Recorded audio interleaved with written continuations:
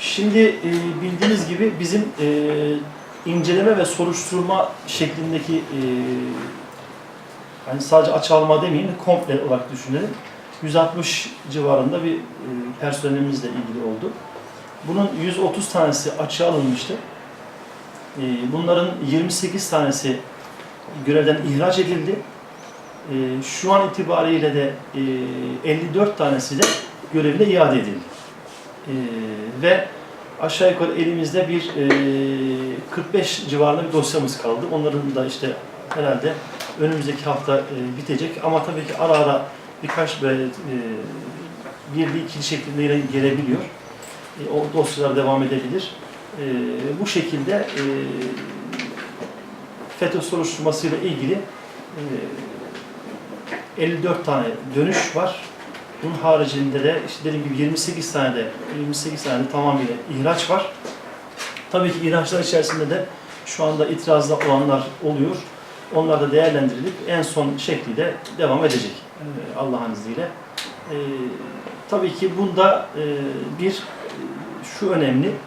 Çünkü bizim başkanımızın şu ifadesi var. Mihrapta, minberde ve kürsüde gönlü ve kalbi başka yerlere kaymış insanları görmek istemiyoruz. Cemaatimiz de bunu görmek istemiyor. Bu FETÖ'cü olur veya başka bir terör örgütü olur. Mesela PKK olur. Hiç fark etmez. Bu hususta bir gayretimiz var. İnşallah sayın hocalarımızla birlikte, müftülerimizle, muhakkiklerimizle birlikte komisyonlarımız zaten var. Yeni atamalarımız geliyor. İnşallah 10 tane de muhakkik ataması yapıldı ilimize. Hamdolsun. Onunla birlikte daha bir güçlü murakabe, bunların tahkiklerini, bunların inceleme soruşturmalarını daha iyi şekilde yapacağız inşallah. İnşallah bu bir nevi hem de kendimizi sorgulama, kendimizi nasıl bu şekilde mihraba, minbere, kürsüye yakışacak insanları yetiştirme, onları nasıl temsil noktasında bizi de bir nevi uyarmış oldu. Hamdolsun ilimizdeki çalışmalar devam ediyor. Ayrıca da bilindiği gibi Diyanet İşleri Başkanlığı 5000 şu anda sözleşmeli alıyor.